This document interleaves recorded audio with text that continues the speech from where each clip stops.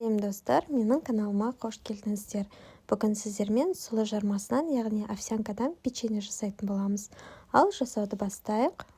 Ең алдымен бізге 250 грамм сұлы жармасы қажет. Оны блендердің көмегімен үгітеміз.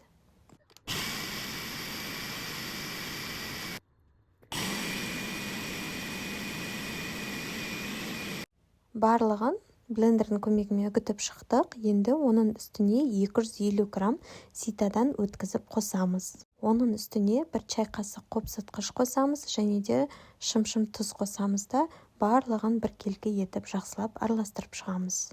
Бөлек ыдысқа бөлме температурасындағы 200 грамм сары майымызды қосамыз. Оның үстіне 200 грамм қант қосамыз. Қант пен майымызды жақсылап біркелкі етіп араластырамыз. Май міндетті түрде бөлме температурасындағы болу қажет. Қант екеуін жақсылап араластырамыз. Жақсылап біркелкі араластырып болғаннан кейін оның үстіне жаңағы ұн мен сұлы жармасын қосамыз. Лопатканы немесе қолымыздың көмегімен біркелкі етіп, барлық жағына тигізіп араластырамыз. Печеньенің ішіне орех немесе жаңғақ қосып жіберсеңіздер болады. Егер ол болмаған жағдайда овсянканың өзін қоссаңыздар болады.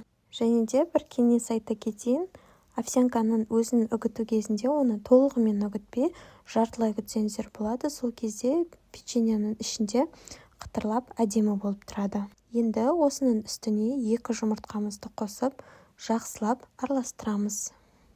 Жақсылап араластырғаннан кейін бізде осындай масса пайда болады. Енді қолымыздың көмегімен дөңгелек пішінге келтіріп, печеньенің формасын дайындаймыз. Печеньені жасау барысында мен мороженыйдың насадкасын пайдаланған болатынмын. Ішін толтырып, осындай дөңгелек пішінге келтірдім. Егер сіздерде бұндай болмаса, қолдарыңыздың көмегімен дөңгелек формаға келтіріп, үстін бассаңыздар болады. Қалған массаны да дәл осы ретпен дөңгелек пішінге келтіріп жасап шығамыз. Дөңгелек формаға келтіргеннен кейін үстін кішкене басып шыққан болатынмын. Бұл печеньенің рецептімен сіздердің печеньеларыңыздың көлемі ұлғаймайды, дәл піспеген күйіндегі формасын сақтайды. Барлығын жасап болғаннан кейін қызып тұрған 180 градус духовкада 15 минут көлемінде пісіріп аламыз. Осы рецепт бойынша жасап көріңіздер, барлықтарыңызға ұнайды деген ойдамын. Ас болсын!